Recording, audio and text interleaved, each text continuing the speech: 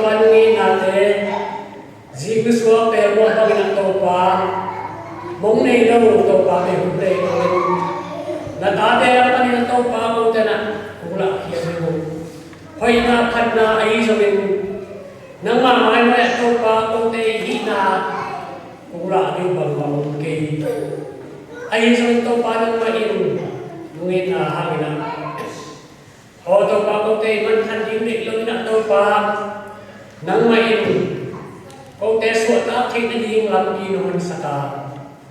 O ito pa nang mainayin na tapanaysun na itong anong pay sa ka. Kung tayo na. O ito pa nung pay sa isuhang na kung tayo na suot lang na kang aking ngamong ito pa. Na nasa na kanilay ako na dam na nung biyaha. Lumay ko nga ipamlay ito kina nang mahenen pa muya. Kabang kimuha to pa nang maina o to pa kisap na pambanga to pa nang maina. At sa na tupate at kaching nung biya lugdang tupo ko wahin. To di masok to pa ibang na nang makiyama. Tung na tao na lugdang to nani kita din. Biyak bukte to pa bukte ni sana bang makchinen to. Ay isang na ito pa ng manak. Namite, nagaya sa amite. Ang manina ito pa, ibang ina, biyakin isuma. Kung ito pa, zombie, kong sakte. Nang makina, kung pairay, kung ito pa ng main. Kung tayo kung na, kung tao natin. Kung lungdam kong natin, ito pa, sa heto na. Nungdam din ito pa, tumina. Nang makina, kung tumasabi. Oto papo tenay ito papo isong akipantak kahiwa. Oto pahites oto panang mai kasi ang dolang pinag-isang pagbiruhin. Oto panang mai nung pikir o tei sa tanong to kasi nawin. Kung tei may sugnain. Kung tei igel natin na ito babang mapihit to ay manina. Nang main to papo tenay sa nakong nahangin kapolpyo hangtong Oto pa naman pinahangin at hati natin hangin. Oto pa kinaisap natin hangin. Nang ito pa libre nang maisir itong te alatay na natin isang tekkain. Oto pa tunin na ito pa biyakin mo suwa. So mihira siyempre mong kay ito pa hanggang kukuwahin. Oto pa naman na hitnampay di malakad siya ito nga amate sa ito pa at isap na anong pulo at tuwang-tuwang kung pula siya no lungkol natin yung lungkol natin ito pa ng maibigin na gulat ampay na kaatay oto pa ng maibigin kung tayo isap natin ulit kaksang maging ito pa ng manak nung sisip tayo ito pa pupumayin Tunin ang paikelo, kapo pipipitew sa ito pa. Adiya kinato pa hapute, uhunte, kunyante, kumpita ko kuhin. Tuhon na itakinin ito pa, asal lang mo, siya magsingko. Nang mainto pa ni siyang kong imanat na sa ahi. Oto pa, abay sa uling sa ito pa. Nang masama ito pa, kumtampi, takna akipahin sa ahiya. Ay sabi na ito pa, na nasa natin na. Kaya sa atin na ito pa, apong pito nga ito pa, kasi na online na kina. Nang main ito pa, kubambiyak sa kina ng mabangin, puti na. At sa kina tumay na ito pa, hardway. O ito pa, nabangin pungat sa kina ng maidig na pangina. O ito pa, amay untang na o pa biyak saktain. Abo siya mate akipan asa jatui lahate. Tupa nang biyak saknahan na to pa. Nang man alamdang takin na to pa. Aman tuwag zona. Anan natin panin na to pa. Anan to natin. O to pa. Dito nga to pa nang main. Dagay hun at singay lesong to pa. Nang maindi na pangsutahin dito pa ng mga kumabuhin.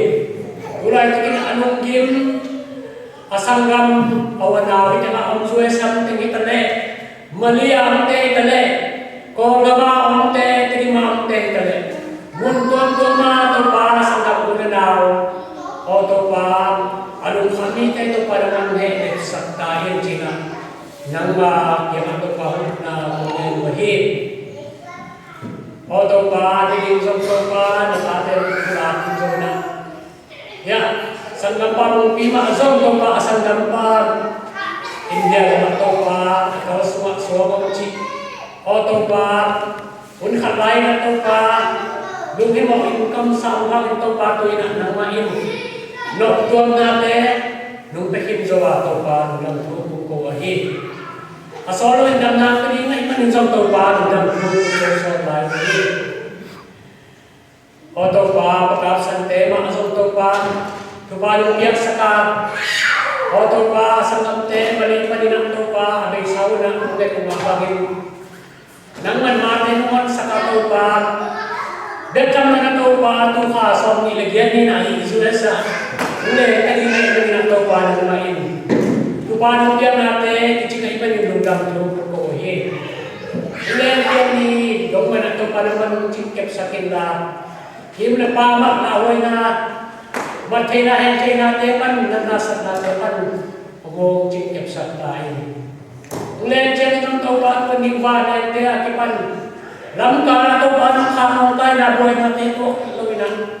O to pa silang takin at to paya sa gante kaya itong tayo na rin. Nang man at to pa ito pa anong yan sa akin to pa mo buhay. O to pa amang tema amang ina to pa so yung ngangay ito te alam tema so to pa kapaw ito pa nang may ito pa tumarang yan sa dahan na to pa o to pa masandapan natin piya sa kinaasono maina to pahi so set to kay dalingan ang mate mansagdain ahakan kay hazana kay luna tuwag na nasag naman kinahay kay natin pan kung chimungkip sagdain china to pa kung namungin mayuhi o to pa minagtang pitak tesok to pa so yung makinamam India manayson kaya manayson Mane panahiso na to pa. Gamtum na miswa ni na om na tabe. Tulad na kinto pa. Ang sa tako te sa mga kanini. Nang manamaw te ito pa muna. Nang manato pa. O pa masiyan ito pa naman ho sa kinam. O to pa dam natin. At wala te ito pa. Amaw te na mesangin na to pa. Amanlang sa gingina. Nang man pa. Kiyang sa kain. O to pa, tuka o pubahay na to pa, nang may na to pa, tupa, nubiyaan. Kaya mga asong to pa, na ito may mga to pa, iok tubahaso na nubiyaan sa kako. O to pa, kadeo itong panina to pa, leito nga, iban kapian panina to pa, na matugim na ako na ito pa, kaya nubiyaan. Nang magtanugin sumpan tupa, nubiyaan.